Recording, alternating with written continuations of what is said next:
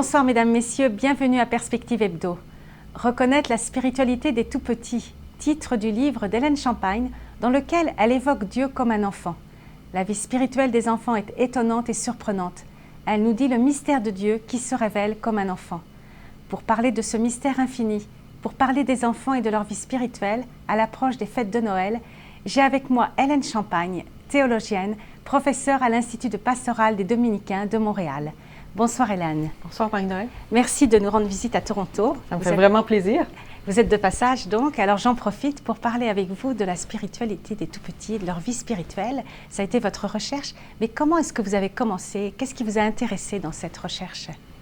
Il y a déjà plusieurs années, j'ai eu le privilège, je dirais, de travailler dans un hôpital pour enfants, dans l'accompagnement spirituel des familles. Et ça m'a rendue attentive à justement l'expérience des enfants, leur expérience personnelle, leur expérience propre. C'est comme ça que j'ai commencé ma recherche. Et j'ai pu participer au fil des ans, donc ça fait déjà quelques années que la thèse est terminée. Un peu plus de 10 ans, hein? Oui, c'est ça. Donc au fil des ans, en particulier depuis l'an 2000, à des groupes de recherche, à une association de chercheurs qui s'intéressent plus spécifiquement à la vie spirituelle des enfants. Alors, ça reste ma passion. Oui. Donc, vous allez nous en parler un peu plus, donc au niveau théologique déjà. Bon, en mots simples, hein, puisque vous pouvez le dire d'une manière simple pour nous tous. Les enfants, finalement, en théologie, on n'en parle pas beaucoup. Non, dans l'histoire, on dirait depuis 2000 ans, il est rarement question des enfants chez les maîtres spirituels, chez les pères de l'Église au tout départ. On en parle très, très peu. D'abord, la vie chez les Grecs, chez les premiers chrétiens, chez les gens aussi issus de la tradition juive, hein, ce qui est mis en valeur, c'est la vie adulte, la vie mature, une vie où est-ce qu'on va prendre responsabilité de ses actes, où est-ce qu'on va pouvoir participer à la vie citoyenne. Saint Paul, dans les Épîtres, parle, hein, l'idéal, c'est d'atteindre notre pleine maturité en Christ. Alors, on ne parle pas des enfants comme modèle, c'est impensable. Alors, Jésus en parle un petit peu quand même. Ben oui, tout le monde pose la question et c'est vraiment un choc, c'est vraiment comme un contraste par rapport aux mentalités de l'époque. De mettre un enfant au milieu d'un groupe d'adultes et de dire, voici, c'est votre modèle. Donc là, c'est dans le passé, mais aujourd'hui, où est-ce qu'on en est? Alors, on y va. Justement. Oui. Alors, à partir de l'époque de Karl Rahner, les années 1960, Rahner écrit un texte extraordinaire pour une théologie de l'enfance. Et dans les années récentes, depuis 1990 à peu près, certains auteurs commencent à réfléchir si on tient compte de cette réalité humaine, de cette expérience. Qu'est-ce que c'est qu'être enfant? Comment est-ce qu'on peut entendre notre foi chrétienne, le mystère pascal, la création, le salut? Qu'est-ce que ça veut dire à partir d'une expérience de l'enfance? Et là, on est complètement dans un champ neuf, dans un regard neuf sur notre foi chrétienne. Certains auteurs, je pense à Jensen par exemple, vont parler de la vulnérabilité comme d'une caractéristique de l'enfant, mais qui nous ramène, comme adultes aussi, à une posture, on pourrait dire, à une manière d'être dans notre foi, hein, qui met en relief que même si on voudrait être capable, autonome, des gens accomplis, des gens qui réussissent, qui portent ce qui nous est confié dans la foi, qui veulent la transmettre, au fond, nous restons des êtres profondément vulnérables et on ne peut pas mettre ça de côté. Et là, c'est un théologien dont vous parlez, Jensen, juste pour nous éclairer. Oui, c'est un théologien. Et donc, Karl Rahner, c'était dans les années 1960 peut-être? Alors, il était un peu figure de proue dans cette démarche de réfléchir la théologie à partir de l'enfance. Lui a commencé avec 3 grands thèmes. L'enfant, commençons à penser aux enfants comme à des enfants. Les enfants ne sont pas seulement des êtres qui vont devenir un adulte. Oui, parce que c'est ça la visée en fait, d'être adulte. Oui, mais ils ont une valeur comme enfant. Le tout petit être qui naît, il a déjà pleinement sa valeur aux yeux de Dieu. Il est déjà enfant de Dieu. Il est déjà il a pleinement son sens. Il est, on pourrait presque dire en voie d'accomplissement déjà comme tout petit, même s'il ne pense pas comme un adulte, s'il n'a pas l'expérience des adultes. Il a toute sa valeur dans son présent. Et à quelque part, Rahner va jusqu'à articuler comment cet enfant-là, déjà comme enfant, il a aussi, d'une certaine manière, comme un lien direct avec Dieu, comme nous, comme adultes, pas moins parce qu'il est enfant. Nous avons été créés à l'image, à la ressemblance de Dieu. C'est vrai pour l'enfant aussi. Ce n'est pas moins vrai pour lui. Il est tout aussi humain, avec tout ce que ça comporte, de fractures, de vulnérabilité, mais aussi de richesse dans ce don de Dieu, que nous comme adultes. Et donc c'est vraiment un être humain à part entière? Enfin, tout à fait. Oui, d'accord. En même temps que Rahner nous fait voir que l'enfant reste différent d'un adulte. Hein? On l'a dit tantôt, il ne pense pas de la même façon. On doit respecter qu'il est vulnérable, mais d'une façon spécifique à l'enfant. Il a besoin d'adultes, il a besoin de parents, il a besoin d'être aimé, d'être nourri, qu'on prenne soin, qu'on le protège, qu'on lui montre comment vit la vie. C'est ça, il doit apprendre, on doit lui donner beaucoup. Oui, tout à fait. Oui. Et cette protection-là, elle est propre à l'âge de l'enfant aussi, dans sa croissance physique, dans sa croissance biologique, tout ça, dans son développement spirituel, social, affectif, tout ça. Donc ça, c'est quelque chose de particulier à l'enfant. Puis on pourrait dire, oui, mais les adultes aussi, on est en route. Nous aussi, on est en devenir. Alors, c'est à la fois un être semblable et un être différent. On ne va pas confier à des enfants des responsabilités d'adultes. On ne va pas le mettre sur leurs épaules, mais ça ne serait pas souhaitable et ça serait nocif, ça serait mal de confier à des enfants ou d'imposer à des enfants des décisions qui reviennent à des adultes normalement. Donc, il y a une différence. Et en même temps, nous sommes tous humains, on est semblables, on est liés par notre humanité. Rahner va parler des enfants de cette différence comme d'une manière de nous approcher du mystère. On est peut-être plus familier avec cette expression aujourd'hui de dire le mystère de l'autre. Oui. Et le mystère de l'autre dans lequel Dieu peut se dire aussi. Le mystère de l'autre qui nous approche peut-être du mystère de Dieu. Aujourd'hui, on aime bien savoir, comprendre, calculer, évaluer, puis avoir un peu le contrôle sur tout. Quand ça nous échappe, c'est pas grave, demain on va contrôler mieux. Mais il y a comme cette dimension qui fait partie de la vie et qu'on accueille, et spécialement comme chrétien, que le mystère, la présence de Dieu est là. Et que ça, on n'aura jamais le contrôle et c'est bien comme ça.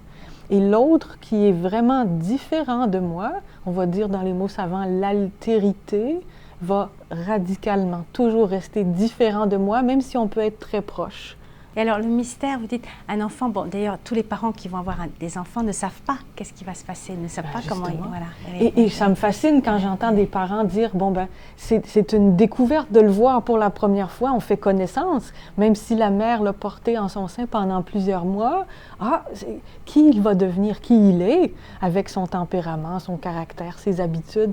J'entends des mères qui ont eu plusieurs enfants dire, chaque nouveau-né n'est pas comme le précédent. Il y a sa personnalité déjà à la naissance, on pourrait dire. Puis ce qu'il devient aussi au fur et à mesure des ans, au fur et à mesure des jours, ça aussi, ça reste un mystère. Les enfants nous étonnent, ils vont dire des choses qu'on ne s'attend pas d'eux, ils vont avoir des réflexions. Mais où est-ce qu'il a pris ça?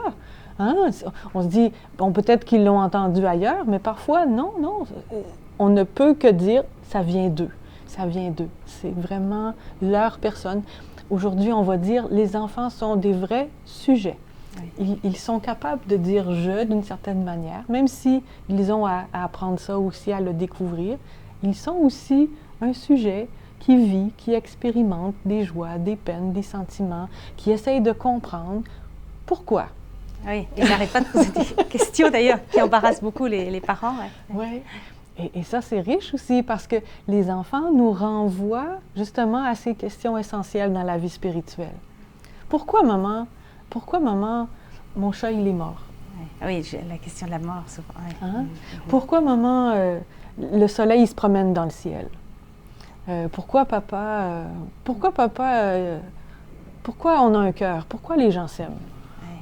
Alors, et puis, ces questions-là nous renvoient à notre propre, on appelle ça la vision du monde, à notre propre manière de concevoir la vie, la mort, la foi. Comment on est capable d'en parler avec nos enfants dans des mots simples, mais les enfants vont être curieux de comment nous, on voit les choses aussi. Qu'est-ce qu'on croit? Là, ça va rejoindre notre foi chrétienne aussi. Qu'est-ce que tu penses, papa, maman, grand-maman? Qu'est-ce que tu penses, toi? Pourquoi Jésus, il est mort? Hein, qu'est-ce qu'il fait sur la croix? Il y a un acteur québécois qui racontait que dans une célébration, je ne sais plus si c'était un mariage, alors tout le monde était silencieux, et puis un petit enfant, son enfant de 2 ou 3 ans a posé la question, pourquoi il est là, lui? Puis l'enfant montrait la croix, puis bien fort, oui. Alors, mais comment on comprend justement le mystère pascal? Et comment le dire à un enfant d'une façon qui ne soit pas sanguinaire, sanguinolente, dramatique, d'une façon qu'il puisse accueillir dans ce qu'il est comme enfant, en respectant sa différence, mais en même temps qu'il fasse sens. Et dans cette conversation, cet auteur québécois racontait qu'il dit à son enfant, il est mort parce que les gens n'aimaient pas ce qu'il disait. Et puis l'enfant a dit, pourquoi il est vivant encore? L'enfant a répondu, c'est parce qu'il n'avait pas fini de parler. Ouais, ça permet de penser, ça nous ouvre des perspectives. Oui. Et justement, ça nous ouvre la perspective il n'a pas fini de parler. Mais moi, comme adulte, je l'entends comment? Mais oui, la parole n'a pas fini d'être annoncée, dite et vivante entre nous, hein, à travers les gens qu'on rencontre, à travers ces paroles, justement, qu'on entend. Alors, on va écouter une jeune mère de famille qui a 4 enfants, 4 garçons. Uh-huh. Elle va nous parler un petit peu de sa vie de mère de famille et des joies des enfants. D'accord. Christine, non, on va pas se baigner. La prière ici, en tout cas, nous, c'est très important parce que, je pense que c'est Mère Teresa qui disait ça, une famille qui prie, c'est une famille qui reste unie. Puis on sait qu'aujourd'hui, c'est difficile, hein? Les familles, c'est pas toujours facile. Alors, moi, la première chose que je fais le matin, je descends de mon lit puis je fais mon oraison. Je prie Jésus 15 minutes pour commencer ma journée. Sinon, c'est ça. J'ai 4 garçons, alors ça roule. Alors, j'ai besoin de ma rencontre avec Jésus le matin. Puis ensuite, on a la prière en famille après le souper avec les garçons. On fait un petit bout de chapelet, on remercie le bon Dieu pour la journée. Puis, c'est ça, papa nous bénit. Des fois, c'est un des garçons qui nous bénit. Ouais, on commence ça, voulant nous bénir. Alors. D'être une mère au foyer, là, ta journée doit être une prière. Tout doit être une prière. Les difficultés comme les joies, je les offre au bon Dieu. Des fois, un enfant ne va pas bien, je prie avec lui. Je fais mon chapelet dans le jour, le temps que je peux, là, une dizaine par-ci, une dizaine par-là. J'offre tout au bon Dieu, les joies, les peines. Je me dis, toute ma vie doit être une prière, parce que j'ai pas toujours le temps de me mettre à genoux et de prier. C'est ça, tout doit être une prière. Le plus grand défi, c'est de demeurer fixé sur Jésus, qu'il soit le premier servi. Je pense qu'un autre aussi, c'est au niveau de l'éducation des enfants. J'ai 4 garçons, ça bouge. Des fois, tu vois pas toujours les fruits de ce que tu sèmes. Alors, c'est de s'émerveiller d'avance de ce que le bon Dieu va faire.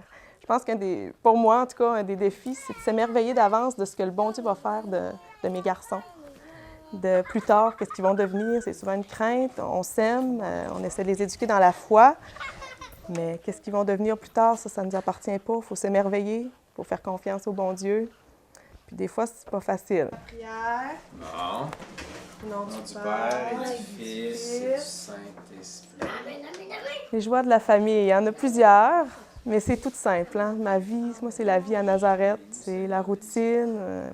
Alors, les joies sont les enfants qui jouent ensemble, qui ne se chicanent pas, ça fait plaisir au cœur de la maman. Un enfant qui prie, un enfant qui a une difficulté, puis tu lui dis à qui tu demandes de l'aide quand un enfant qui a une difficulté, puis là, je lui dis à qui qu'on demande de l'aide quand on a de la misère? Il dit, on demande de l'aide à Jésus. Puis là, il fait sa prière, puis écoute, c'est la joie. Amen! C'était donc un reportage de Pedro Guevara-Mann sur Marianne Desgagnés, mère de famille de 4 enfants à Sept-Îles. Alors, qu'est-ce qui vous a marqué dans ce reportage avec Marianne, là, avec ses 4 enfants bien vivants, oui, 4 garçons? Oui. D'abord, ça m'a frappé comment cette femme est radieuse, hein? Souriante, sereine, bien. Ça m'a frappé aussi l'importance de la prière dans sa vie. Elle en parle de plusieurs manières. C'est aussi le thème, hein, de cette entrevue, je crois. Oui. Hein? Et comment ça fait partie de son quotidien, comment ça fait partie de sa vie, de sa manière de se vivre vivre comme personne. Et la question est souvent posée, comment apprendre, comment témoigner de la prière à des jeunes enfants? Comment leur montrer à prier alors que c'est quelque chose de très intérieur finalement? Et je pense que justement, la prière, je ne crois pas qu'on puisse l'enseigner de l'extérieur. Je crois que le plus beau témoignage, la plus belle façon justement d'apprendre, l'apprentissage de la prière, c'est comme elle le fait, en priant avec ses enfants. Et là, on le découvre comme de l'intérieur. On en est témoin et on peut essayer comme de trouver ce chemin-là aussi à l'intérieur de soi. La prière avec d'autres aussi, c'est une dimension importante. De pouvoir, avec d'autres, s'asseoir, être en silence, demeurer attentif, à l'écoute, hein, et puis découvrir que là, il y a quelque chose qui se passe, hein, et d'être avec d'autres pour vivre ça, c'est intéressant. Le faire par le chant. Ouais. Je me souviens d'un jeune enfant orthodoxe, c'est-à-dire de tradition d'Orient, avec des chants orthodoxes, et qui, dans une liturgie, à 3 ans, s'est mis à chanter, mais d'une façon, avec tout son corps, avec tout ce qu'il est comme jeune enfant. Ça venait du cœur. Il n'y avait aucun doute que c'était une prière, c'était une rencontre, hein, avec ce qui l'anime, avec le Dieu qui l'habite. C'était de tout cœur, c'était splendide à voir. Et d'ailleurs, Marianne dit que même pour la bénédiction avant le repas, même les enfants aiment bien, quelquefois il y en a un qui le dit. Enfin, voilà. Alors il y a quelque chose, peut-être qu'ils intuitionnent, est-ce qu'ils le comprennent, l'analysent, mais ils l'intuitionnent, ils le perçoivent, qu'il y a quelque chose d'important là qui se passe et qui les dépasse. Hein? Oui, mais quelquefois on pense que les enfants ne comprennent pas, qu'il faut leur dire, alors il faut leur expliquer aussi. Mais... Je pense que oui, ça prend des mots, puis en même temps, c'est oui et non, dans le sens, on ne peut pas tout expliquer. Imaginez qu'on aille dans une célébration liturgique où à chaque geste, quelqu'un expliquerait, bon, voici, nous allons allumer la lumière parce que le cierge représente ceci, cela, et puis tel autre geste, et puis tel vêtement. On a besoin de savoir, puis en même temps, si on explique, on brise le rituel. Si on explique, on ne peut plus entrer dans le sacré du geste ou de ce qui est en train de se passer. Alors, oui et non. Oui et non. Et les enfants le sentent bien, ça. Oui, et aussi la vie en famille, la parole des enfants. Parce qu'un enfant, en plus, étymologiquement, ça veut dire qui ne parle pas. Hein? Oui, c'est voilà. Pas tout le monde qui sait ça. C'est ça. Voilà, oui. Enfant, infants, sans parole. Dans ce qu'on fait en théologie aujourd'hui, on est de plus en plus attentif, justement, à écouter ce qu'ont à nous dire les enfants. Alors, dans les familles, ça peut bien se vivre. On donnait les exemples tout à l'heure du pourquoi des enfants ou des conversations sur qu'est-ce qui est la conviction des parents ou des proches et comment ça peut se dialoguer simplement à partir des questions des enfants. Parfois, on ne sait pas quoi répondre, on a besoin d'y penser, mais c'est correct. Mais ça nous fait cheminer les uns avec les autres. Du côté des théologiens, il y a des groupes en France, en Belgique, mais ça a commencé surtout en Allemagne et en Autriche, où est-ce qu'on va réunir des groupes d'enfants d'âge primaire à peu près, et on va leur poser des questions, on va réfléchir avec eux sur des questions théologiques. Comme quoi, par exemple? Alors, je pense à un exemple, il y a une très belle vidéo qui a été faite par M. Guy Reynotte, « Dieu, la parole aux enfants ». Donc, dans cette vidéo, on a interviewé Mme Petra Freudenberger, et cette dame est avec un groupe d'enfants dans une classe. Elle montre une petite bande dessinée à ses enfants. Calvin est un personnage de la bande dessinée, il est avec son animal favori, puis ils dialoguent tous les deux. Et puis l'animal lui demande « À quoi tu penses? » Hein? Et puis, je vous le dis dans mes mots, là. Et puis, Calvin réfléchit, puis comment lui dire, comment dire ça? Il dit, je me demande, qui est Dieu? Puis des questions comme ça. Et alors, on va montrer cette bande aux enfants. On va leur demander, comment tu répondrais à Calvin? Qu'est-ce que tu lui dirais à Calvin? Qui est Dieu? Qu'est-ce qu'on peut dire? Et puis, est-ce qu'on peut lui parler? Puis, hein, qui est-ce au juste? Alors, les enfants eux-mêmes vont réfléchir, ben Dieu, il est là. Puis en même temps, il est partout. Puis en même temps, est-ce que Dieu peut être... S'il est partout, est-ce qu'il est dans mon verre d'eau? Parfois, ça va être étonnant comme question. Mais c'est des questions que les enfants se posent. Alors, c'est une richesse de les entendre et de pouvoir dialoguer avec eux. Est-ce que ça se peut? Est-ce qu'on peut aller plus loin? Et qu'est-ce que nous dit aussi la tradition? Donc, on va à la fois entendre leurs vraies questions et en même temps pouvoir faire, on appelle ça du dialogue pastoral, autrement dit. Hein? Donc, on pense souvent à le faire avec les adultes, mais pas tellement avec les enfants. Alors, il y a tout un nouveau champ qui s'ouvre à nous et je pense qu'il devient important. Je pense que les enfants, ils s'en posent des questions. On parle d'intimidation, on parle de violence, on parle de... Alors, entre eux, peut-être qu'ils en parlent, peut-être qu'ils n'en parlent pas, mais la question de la souffrance, comment on traverse la vie, qu'est-ce qu'on fait quand on est embêté par quelqu'un, puis on a beau essayer d'être gentil, mais là, ça va pas. Hein? Puis, bien sûr, on peut prier pour demander à Dieu de nous aider, mais comment faire sens de ça et puis trouver la bonne manière, trouver courage au fond de soi-même, comment faire face au monde puis en même temps aimer le monde. Nous sommes dans le monde. Comment être impliqué, faire en sorte que ma contribution apporte une petite touche de bonheur, si on peut, puis que ça a du sens à ma mesure, même quand c'est difficile. Et je pense on a besoin de dialoguer ça avec les enfants aussi. Vous êtes un peu en train de dire que l'Église a besoin des enfants pour avancer? Absolument, absolument. Et je pense que j'ai osé dire dans un congrès récemment que si on tient compte des enfants à la fois comme personnes, dans notre attitude humaine, dans nos relations, si on en tient compte comme sujet, si on les accueille, comme nous invite à le faire Jésus, puis en même temps, si on prend le temps de dialoguer avec eux, de prendre au sérieux ce qu'ils contribuent dans leur être et dans leur parole, ce qu'ils peuvent contribuer à la réflexion théologique et à la vie spirituelle, moi je pense que notre communauté ecclésiale, notre être d'Église serait vraiment transformé. Et donc, c'est pas simplement les accueillir pour leur donner des choses, mais c'est aussi recevoir d'eux beaucoup, quoi. En fait, il y a un échange réel. Je crois qu'il y a beaucoup de plaisir à donner et ça, il ne faut pas y manquer parce qu'ils ont besoin. Puis en même temps, l'attitude d'écoute, l'attitude d'accueil nous permet de recevoir immensément aussi. Les deux. Les deux. Et alors, c'est vrai, dans les communautés paroissiales, souvent, ils dérangent un peu, ils font du bruit, ils ne sont pas exactement... ils n'écoutent pas au moment où on voudrait qu'ils écoutent et tout. Alors, comment faire? C'en est un bel exemple.